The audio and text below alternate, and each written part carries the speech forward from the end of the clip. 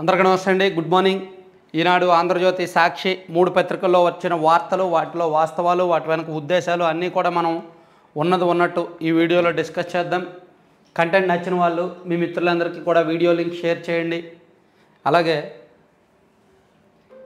Subscribe చేసుకోమని చెప్పండి. Lighting తక్కువైంది, ఆన్ చేస్తున్నా. ప్రతిరోజు లైక్ చేయమని, షేర్ చేయమని చెప్పాల్సి వస్తుంది, ఎందుకంటే మర్చిపోతారు కదా. ఇప్పుడు చూసుకొని వెళ్ళిపోతారు అంతే. దీన్ని లైక్ చేయడం వలన, షేర్ చేయడం వలన యూజ్ ఏంటో మీకు తెలియదు కాబట్టి నేను గుర్తు చేస్తున్నా అంతే.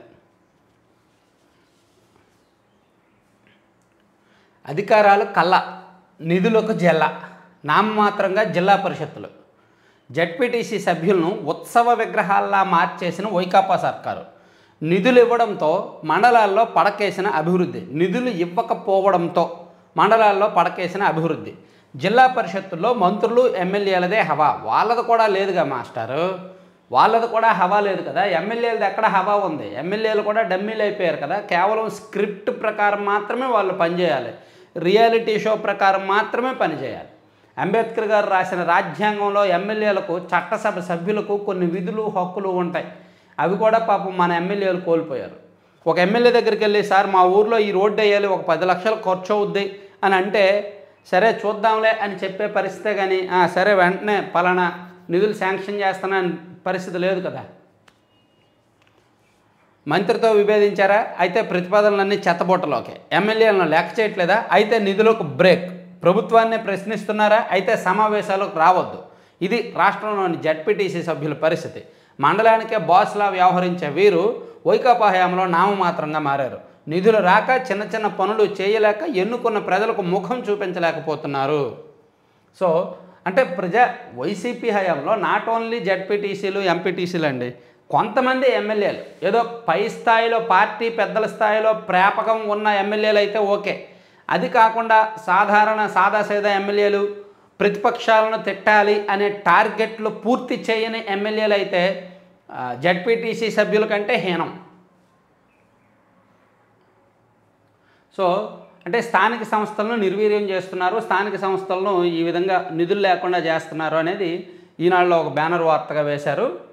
సో తర్వాత ఇన్నర్ రింగ్ రోడ్డు కేసులో రాష్ట్ర సర్కారుకు సుప్రీంకోర్టులో ఎదురుదెబ్బ. చంద్రబాబు ముందస్తు బెయిల్ను రద్దు చేయాలంటూ వేసిన పిటిషన్ డిస్మిస్. ఈ కేసులోనూ 17A సమస్య తలెత్తే అవకాశం ఉంది. ఐపీసీ సెక్షన్ 420ని ఎలా వర్తింపజేస్తారని ధర్మాసనం ప్రశ్న. నోటీసులు ఇవ్వబోమని స్పష్టీకరణ. పిటిషన్నే డిస్మిస్ చేసింది. ఎంత పరువు తక్కువ చూడండి. చంద్రబాబు గారు బెయిల్ రద్దు చేయాలి అని మన రాష్ట్ర ప్రభుత్వం సుప్రీంకోర్టులో పిటిషన్ వేస్తే, దాన్ని విచారణకు స్వీకరించి చంద్రబాబు గారికి నోటీసులు ఇచ్చి వాదనలు విని అప్పుడు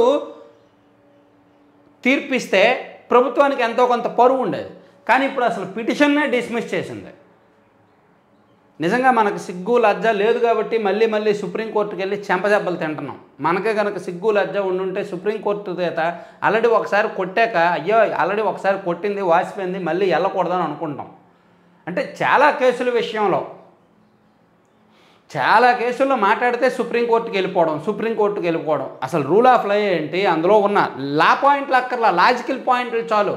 లా పాయింట్ల వరకు మనం వెళ్ళక్కర్లా, లాజికల్ పాయింట్లు డిస్కస్ చేస్తే చాలు. కొన్ని తేడా కొడుతున్నాయి. జాగ్రత్త పడట్లా ప్రభుత్వం. ప్రతిసారి సుప్రీంకోర్టుకు చూడండి. ఇది టీడీపీకి ఎంత బూస్టింగ్ తెలుసా, చంద్రబాబు గారికి ఎంత బూస్టింగ్ తెలుసా. వైసీపీ చేతులారా చేసుకుంటున్న తప్పు. సుప్రీంకోర్టుకు వెళ్ళారు, సుప్రీంకోర్టు విచారణకు స్వీకరిస్తే ఓకే, వాయిదాలు పడతాయి, విచారణ జరుగుద్ది, వాదనలు వినిపించవచ్చు. అసలు వాళ్ళు విచారణకు స్వీకరించాల, పిటిషన్ని డిస్మిస్ చేశారు. పిటిషనే మేము యాక్సెప్ట్ చేయమని చెప్పారు. మరి పరువు తక్కువే కదా. ఇన్నర్ రింగ్ రోడ్డు కేసులో మాజీ సీఎం చంద్రబాబుకు ఏపీ హైకోర్టు ఈ నెల 10న ఇచ్చిన ముందస్తు బెయిల్ను రద్దు చేయాలంటూ ఆంధ్రప్రదేశ్ ప్రభుత్వం వేసిన పిటిషన్ను సుప్రీంకోర్టు డిస్మిస్ చేసింది. ఇదే ఎఫ్ఐఆర్లో నిందితుడిగా ఉన్న మాజీ మంత్రి నారాయణయ్యకు ఏపీ బెయిల్ ఇచ్చిన హైకోర్టు ముందస్తు బెయిల్ను రద్దు చేయాలంటూ రాష్ట్ర ప్రభుత్వం వేసిన పిటిషన్ను సుప్రీంకోర్టు ఇప్పటికే కొట్టేసిందని, ఈ నేపథ్యంలో తాము ఈ కేసులో జోక్యం చేసుకోబోమని జస్టిస్ సంజీవ్ ఖన్నా అండ్ దీపాంకర్ దత్తతో కూడిన ధర్మాసనం విచారణను ముగించింది. అదనమాట సంగతి. సాక్షిలో సగం భాగం నాదే, ఆ పత్రిక ద్వారా నా పరువు తీస్తారా? వైఎస్ఆర్ జిల్లాకు జగన్ అన్యాయం. కడప గడప పిసిసి అధ్యక్షురాలు షర్మిల తొలిసారి వైఎస్ భారతి పేరు ప్రస్తావన. సాక్షి సంస్థలో తనకు సగం వాటా ఉందని, ఇప్పుడు ఆ సంస్థ తనపైనే బురద జల్లుతోందని పిసిసి అధ్యక్షురాలు షర్మిల మండిపడ్డారు. ఆస్తిలో జగన్కు తనకు సమాన భాగం ఉండాలని తమ తండ్రి వైఎస్ఆర్ నిర్ణయించారని పేర్కొన్నారు. సోమవారం కడపలో జరిగిన వైఎస్ఆర్ అన్నమయ్య జిల్లాల కాంగ్రెస్ పార్టీ విస్తృత స్థాయి సమావేశంలో షర్మిల మాట్లాడారు. తెలంగాణలో నాతో కలిసి పనిచేసిన వాళ్లకు సాక్షి సంస్థ నుంచి ఫోన్లు చేస్తున్నారు. నా గురించి వ్యతిరేకంగా మాట్లాడాలని అడుగుతున్నారు. అన్నింటికీ కాలమే సమాధానం చెబుతోంది. అన్ని కథలు చూస్తా. వైకాపాను అధికారంలోకి తేవడానికి 3200 కిలోమీటర్ల పాదయాత్ర చేశా. జగన్ కోసం అంత త్యాగం చేస్తే నాపై మూకుమ్మడిగా దాడి చేస్తున్నారు. వాస్తవాలను మరిచి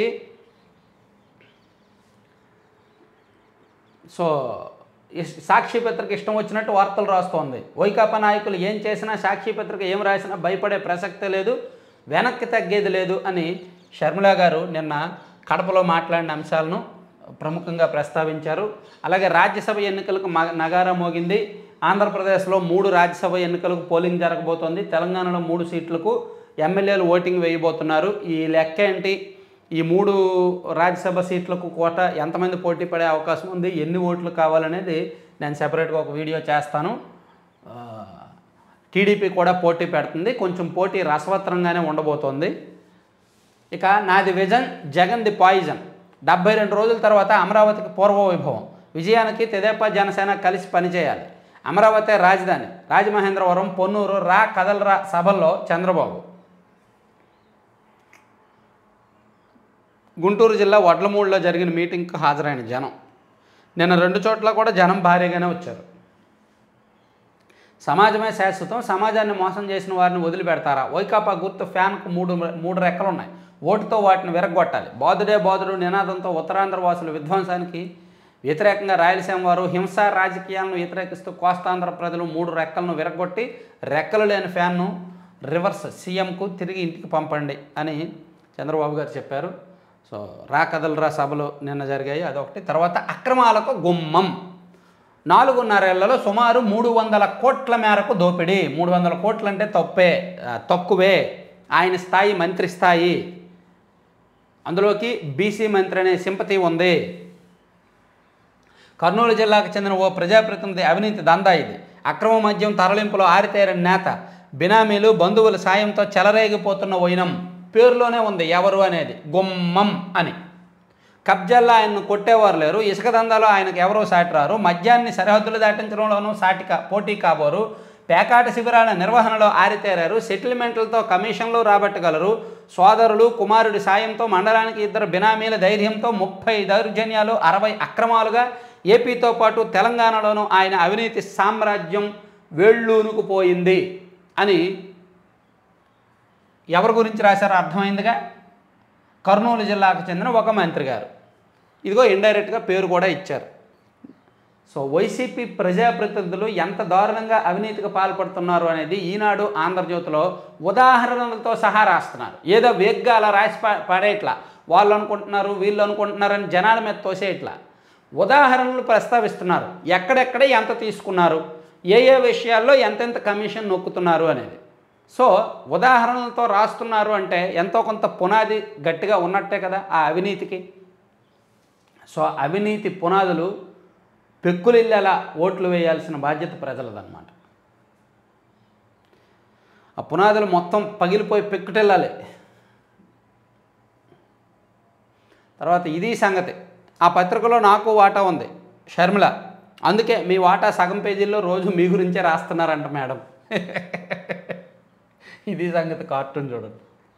ఆ పత్రికలో నాకు వాటా ఉందని షర్మిల గారు అంటే, అందుకే మీ వాటా సగం పేజీల్లో రోజు మీ గురించే రాస్తున్నారంట. అంటే సాక్షిలో సగం పేజీల్లో షర్మిల గారిని తిట్టడానికే రాస్తున్నారని. 30 మంది ఐపీఎస్ల బదిలీలు, అస్మదీయులకు కీలక పోస్టింగ్లు, చంద్రబాబును అరెస్ట్ చేసిన రఘురామరెడ్డికి డీజీ ర్యాంక్ పోస్టు. మరి అవన్నీ కామన్ అండి. మరి పోస్టింగ్లు ఇచ్చినప్పుడు అస్మదీయులకి అందలం ఎక్కిస్తారు కదా, అదంతా తప్పదు. మరి మనం టీడీపీ హయాంలో ఏబి వెంకటేశ్వరరావు గారిని ఇంటెలిజెన్స్ చీఫ్ చేయలా. సరే, ఇవి ఈనాడులో మొదటి పేజీలో వచ్చిన వార్తలు. ఇప్పుడు సాక్షి అండ్ ఆంధ్రజ్యోతి మొదటి పేజీలు చూసి మళ్ళీ ఈనాడుకు వద్దాం.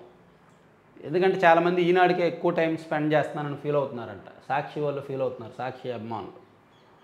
ఓకే, సాక్షిలో జనక్షేత్రంలో జేజేలు, ఓహో సొంత పత్రికలో బాజాలు. బాగుంది. జనక్షేత్రంలో జేజేలు అంటండి, సాక్షిలో బాజాలు ఒక వార్త రాశారు. ప్రజాదరణ మరింత పెరిగిందని తేల్చిన సీఎం జగన్ భీమిలి సభ. అంటే పొరపాటున మనకు టైమ్స్ నౌ సర్వేలో ప్రతిసారి 24 లేదా 25 ఎంపీ సీట్లు వస్తాయని ఇస్తారు కదా సర్వే అని. ఈసారి 28 30 ఎంపీ సీట్లు వస్తాయని సర్వే ఇచ్చేయండి. ఎందుకంటే జనాదరణ పెరిగింది కదా, భీమిలి సభ తర్వాత జనాదరణ పెరిగిందని తేల్చారు కాబట్టి ఈసారి 28 నుంచి 30 ఎంపీ సీట్లు వచ్చే అవకాశం ఉంది ఏపీలో వైఎస్ఆర్ కాంగ్రెస్ పార్టీ. కానీ సర్వే వదిలేయండి.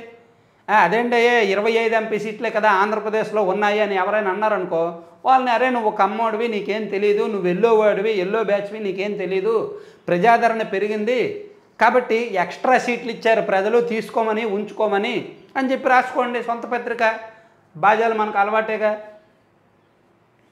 చంద్రబాబు 15 సభలు ఒక ఎత్తు, భీమిలి సభ ఒక్కటి మరో ఎత్తు.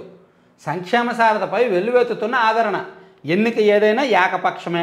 అవును, ఎమ్మెల్సీ ఎన్నికలు ఏకపక్షంగానే జరిగాయి. పాపం లాస్ట్ ఇయర్ ఎమ్మెల్సీ ఎన్నికలు ఏకపక్షంగానే జరిగాయి. గత ఎన్నికల్లో 50% ఓట్లతో 151 అసెంబ్లీ 22 ఎంపీ స్థానాల్లో వైఎస్ఆర్సీపీ ఘన విజయం. దేశ చరిత్రలో అత్యంత భారీ విజయం సాధించిన పార్టీగా రికార్డు. మేనిఫెస్టోలో 99.5% హామీల. అరే 5% పెరిగిపోయిందండి. ఇదేదో షేర్ మార్కెట్ లాగా ఉంది. నిన్న మొన్న సీఎం గారేమో 99% అన్నారు, ఇప్పుడు సాక్షిలో 99.5% అని రాశారు. ఇది షేర్ మార్కెట్లో చూడండి, వాల్యూ పెరుగుతుంటుంది తగ్గుతుంటుంది. అలా వైసీపీ హామీలు కూడా మేనిఫెస్టోలో ఇచ్చిన హామీలు కూడా పెరుగుతున్నాయి తగ్గుతున్నాయి.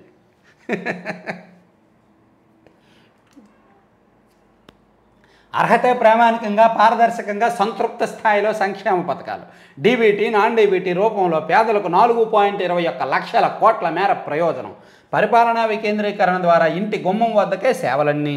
క్యాబినెట్ నుంచి నామినేటెడ్ వరకు సామాజిక న్యాయానికి పెద్దపీట. అవును, సామాజిక న్యాయానికి ఎంత పెద్ద పీట వేశారో ఎలీజా గారు చెప్పారు, సంజీవ్ కుమార్ గారు చెప్పారు, నిన్నటికి నిన్న ఆయన కోనేటి ఆదిమూలం గారు చెప్పారు, కాపు రామచంద్రారెడ్డి గారు చెప్పారు, ఇంకా చాలామంది చెప్పారు. చాలామంది చెప్తూనే ఉన్నారు, ఇప్పటికీ చెప్తూనే ఉన్నారు చాలామంది ఎంత సామాజిక న్యాయం చేశారనేది. విప్లవాత్మక సంస్కరణలతో ప్రగతి పథంలో అగ్రభాగాన ఆంధ్రప్రదేశ్.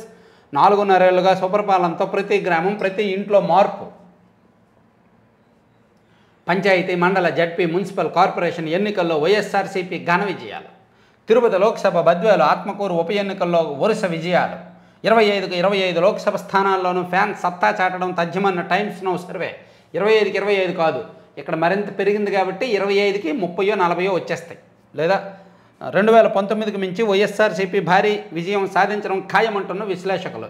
మన కొమ్మినేని శ్రీనివాస్ లాంటి విశ్లేషకులుగా, కొమ్మినేని శ్రీనివాస్ గారు లాంటి వాళ్ళు, కొమ్మినేని శ్రీనివాస్ గారు లేదా మన మేధావి జర్నలిస్ట్ సాయి గారు అండ్ ఇంకొంతమంది ఉన్నారు. సో వాళ్ళు ఖచ్చితంగా ఇటువంటి విశ్లేషణలు చేస్తారు. ఘన విజయం, వైసీపీకి ఘన విజయం వస్తుందనే విశ్లేషణలు చేస్తారు. ఎందుకంటే జర్నలిస్టులు, సీనియర్లు, జర్నలిజంలో కాకలు తిరిగిన యోధులు అలాగే చేస్తారు విశ్లేషణలు. రాజ్యసభకు మోగిన నగార. 2024 మే తర్వాత సోకాల్డ్ విశ్లేషణలన్నీ ఏమవుతాయో చూద్దాం. 2024 మే నెల తర్వాత రాజ్యసభకు మోగిన నగార. ఫిబ్రవరి 8న నోటిఫికేషను. నామినేషన్ల దాఖలకు తుది గడువు ఫిబ్రవరి 15. నామినేషన్ల ఉపసంహరణకు తుది గడువు ఫిబ్రవరి 20. ఫిబ్రవరి 27న పోలింగు. అదే రోజు ఓట్ల లెక్కింపు. ఏప్రిల్ 2తో వేమిరెడ్డి, కనకమేళ్ళ, సీఎం రమేష్ల పదవీ కాలం పూర్తంట. ఓకే, మొత్తానికి టీడీపీకి సవాలండి. ఈ రాజ్యసభ ఎన్నికలు తెలుగుదేశం పార్టీకి సవాల్. టీడీపీ తరపున ప్రస్తుతం ఒకే ఒక రాజ్యసభ సభ్యుడు ఉన్నాడు. ఇప్పుడు టీడీపీ ఆవిర్భావం తర్వాత మొదటి నుంచి ఎవరో ఒకళ్ళు ఉన్నారు. సో ఈసారి కనుక గెలవకపోతే, రాజ్యసభలో టీడీపీ తరపున ఎవరూ ప్రాతినిధ్యం లేకపోతే, టీడీపీ చరిత్రలో ఫస్ట్ టైం ఎవరు లేకపోవడం. సో అందుకే టీడీపీకే సవాల్.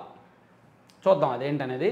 తర్వాత విద్యార్థుల చేరికల్లో ఏపీ ఫస్ట్. సంస్కరణలతో స్కూళ్లలో పెరిగిన ఎన్రోల్మెంట్. ఆ తర్వాత స్థానాల్లో ఉత్తరాఖండ్, పంజాబ్, యూపీ. 2017తో పోలిస్తే 2021లో ప్రైమరీ 18.4, అప్పర్ ప్రైమరీ 13.4, ఎలిమెంటరీలో 16.5% పెరుగుదల. అమ్మఒడి పేదల పిల్లలందరూ స్కూల్లో చేర్చేలా ప్రోత్సాహం మంచిది. కరెంటు ఛార్జీలు పెరగవు. ఈ ఏడాది కూడా విద్యుత్ వినియోగదారులకు ఊరట. ఆల్రెడీ పెంచాల్సిందంత పెంచేశారుగా, ఇంకేం పెంచుతారు మాస్టర్? ఇంకా పెంచండి. ఇల్లు కూడా పట్టుకెళ్ళిపోండి, ఇల్లు వాకిలి గుమ్మం అన్నీ పట్టుకెళ్ళిపోండి కరెంటు ఛార్జీల పేరిట. ఇంకేం పెంచుతారు? ఏపీఈఆర్సీకి డిస్కౌంట్లు ప్రతిపాదన, సమానంగా రాబడి వ్యయాలు, గ్రీన్ పవరు, రైల్వే ట్రాక్షను సరఫరాపై స్వల్పంగా పెంపు. విశాఖలో ప్రారంభమైన ఏపీఆర్సీ బహిరంగ విచారణ, అభ్యంతరాలన్నీ పరిగణనలోకి తీసుకుంటానన్న చైర్మన్ జస్టిస్ నాగార్జున రెడ్డి. దేశంలో 7 డిస్కంలకు ఏ గ్రేడు, అందులో 3 ఏపీవే. ఆల్రెడీ పెంచాల్సిందంతా పెంచేశారు. 2019లో 700 వచ్చిన కరెంటు బిల్లు ఇప్పుడు 1500, 1600 వస్తుంది. ఆల్రెడీ సగానికి సగం రెట్టింపు అయింది. ఇంకా ఏం పెంచుతారు? పీల్చి పిప్పి చేసేయాలి. ఆల్రెడీ గుండు మొత్తం గీసాక ఇంకా మేమేం బొచ్చు పీకము అంటే ఇంకేం ఉండదు అక్కడ పీకడానికి. గుండు గీసారుగా మధ్యతరగతి వాసులది కరెంటు బిల్లుల పేరుట. టీడీపీ ముఠా ఎన్నికల దందాపై కేసు నమోదు. పర్చూరు ఎమ్మెల్యే ఏలూరు సహా పలువురిపై కేసు నమోదు. మున్సిప్ మెజిస్ట్రేట్ కోర్టు అనుమతితో ఎఫ్ఐఆర్. నిందితుల్లో A1గా ఏలూరి నోవా అగ్రిటెక్ కంపెనీ ఉద్యోగులు. సొంత కంపెనీ మాటను టీడీపీ ఎమ్మెల్యే అక్రమాలు, దొంగ ఓట్లు, ఇతర అక్రమాలతో గెలిచారనే ఆరోపణలు. ఏలూరుపై కేసును నమోదు స్వాగతిస్తున్న ప్రజాస్వామికవాదులు. ఎవరా ప్రజాస్వామికవాదులు? వైసీపీ కండువా వేసుకున్న వాళ్ళేనా? అది కోర్టులు కొట్టేసే వరకు అలాగే రాస్తారు. కోర్టులు కొట్టేశాక వార్తే రాదు. కోర్టులు కొట్టే వరకు వార్తలు రాస్తారు. చూడండి, నిన్న సుప్రీంకోర్టు ఒక పిటిషన్ని డిస్మిస్ చేసింది. సాక్షిలో ఎక్కడా వార్త లేదు. సుప్రీంకోర్టు మన ఆంధ్రప్రదేశ్ ప్రభుత్వం వేసిన పిటిషన్ని విచారణకు స్వీకరించాలి, డిస్మిస్ చేసి పడేసింది పూర్తిగా. ఎక్కడ సాక్షిలో వార్త లేదు. కానీ ఇక్కడ ఫిరాయింపు ఎమ్మెల్యేలకు చొక్కెదురు అని చెప్పి ఒక చిన్న అంశం ఉంటే దాన్ని రాశారు. మరి వీళ్ళు నలుగురే ఫిరాయించారు, వాళ్ళ నలుగురు ఫిరాయించలా. ఇప్పుడు వైసీపీ భాషలో, సాక్షి భాషలో ఏంటి ఫిరాయింపు ఎమ్మెల్యేలు అంటే? కోటంరెడ్డి శ్రీధర్ రెడ్డి గారు, ఆనం రామనారాయణ రెడ్డి గారు, ఉండవల్లి శ్రీదేవి గారు, మేకపాటి చంద్రశేఖర్ రెడ్డి గారే ఫిరాయింపు ఎమ్మెల్యేలు. మరి వల్లభనేని వంశీ గారు, కరణం బలరాం గారు, వాసుపల్లి గణేష్ గారు, మద్దాలగిరి గారు ఫిరాయింపు ఎమ్మెల్యేలు కాదు వాళ్ళ భాషలో.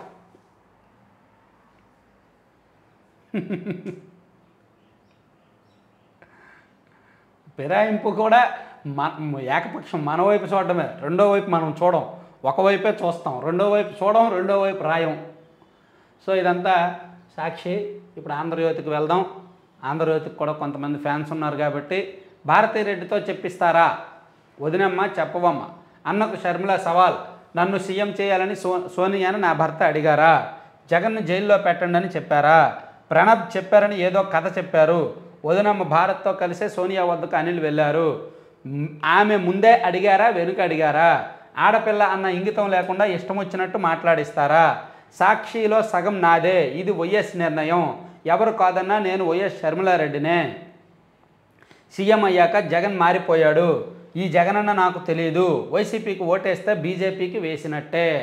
షర్మిల ఫైర్.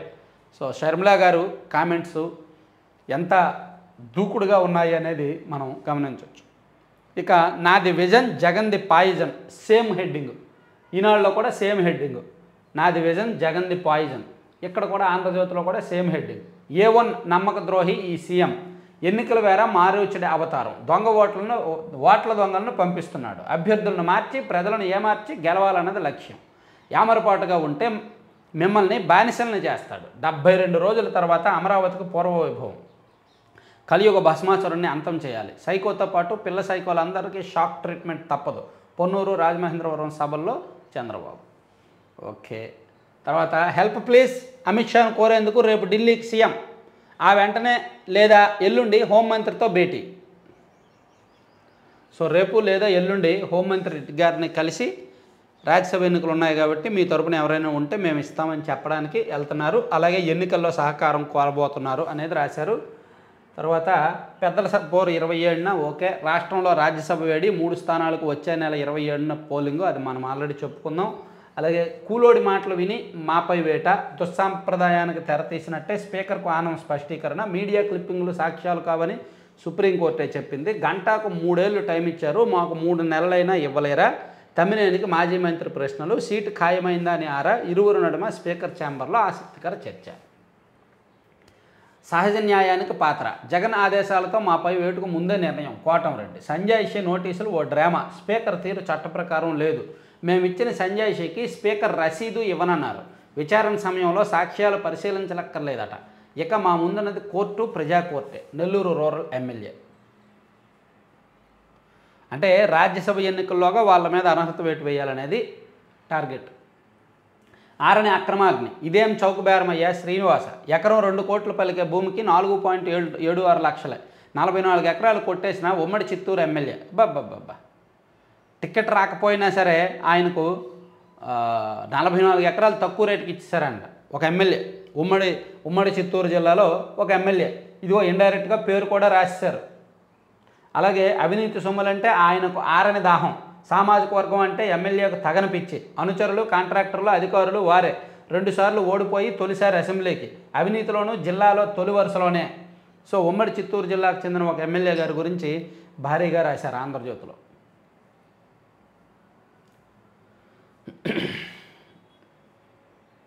సో ఇవన్నీ ఆంధ్రజ్యోతి అంశాలు.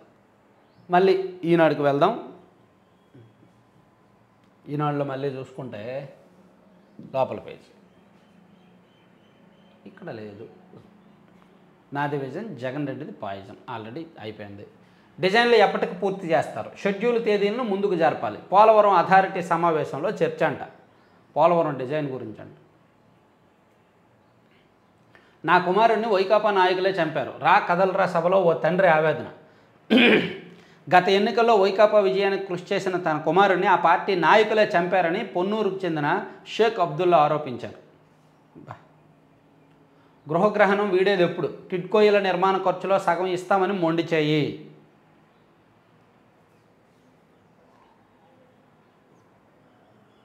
టిడ్కో ఇల్లు గురించి రాయడమే అనవసరం, చదవడం అనవసరం. టిడ్కో ఇళ్లను ఏ విధంగా నాశనం చేయాలో ఆ విధంగా నాశనం చేశారు. రెబల్ అభ్యర్థుల అనర్హతపై స్పీకర్ విచారణ. మరి ఆ నలుగురు పరిస్థితి ఏంటి? ఈ నలుగురు ఓకే, మరి ఆ నలుగురు పరిస్థితి ఏంటి? స్పీకర్ చర్యలను నిలువరించండి. హైకోర్టును ఆశ్రయించిన వైకాపా రెబల్ ఎమ్మెల్యేలు కౌంటర్కు సమయం ఇవ్వకపోవడంపై అభ్యంతరం. శాసనసభ కార్యదర్శి స్పీకర్, చీఫ్ విప్లకు నోటీసులు. ఓకే, మోసం చేసి ఒత్తిడి పెంచి ఇంజనీర్ను పొట్టన పెట్టుకున్నారు. వైకాపా నాయకులు, అధికారుల తీరుకు జేఈ బలి. పీఆర్ కార్యాలయంలో ఉరివేసుకుని ఆత్మహత్య. సర్దుబాటు చేసిన సిమెంట్ విషయమై ఒత్తిళ్లు. వేధించి ప్రాణాలు తీశారంటూ మృతుని భార్య ఆరోపణ. చాలా దారుణం అండి. రాజాంలోనంట సర్దుబాటు చేసిన సిమెంట్ లేదని చెప్పి కార్యాలయంలో ఒత్తిడి తెస్తే పాపం ఆయన అక్కడ సూసైడ్ చేసుకున్నాడంట. ఉరివేసుకుని ఆత్మహత్య చేసుకున్నాడంట. ఎంత దారుణం అండి.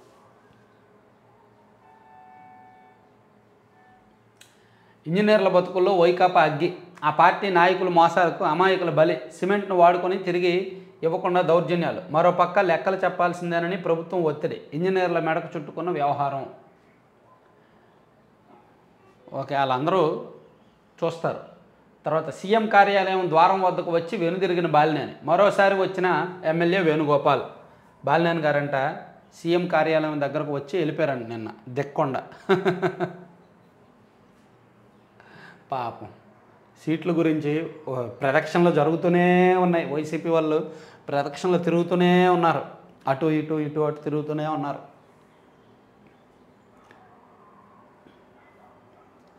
సరే, ఇవి 3 పత్రికల్లో అంశాలు. మరిన్ని కీలకమైన అంశాలతో మళ్ళీ కలుద్దాం. Thank you.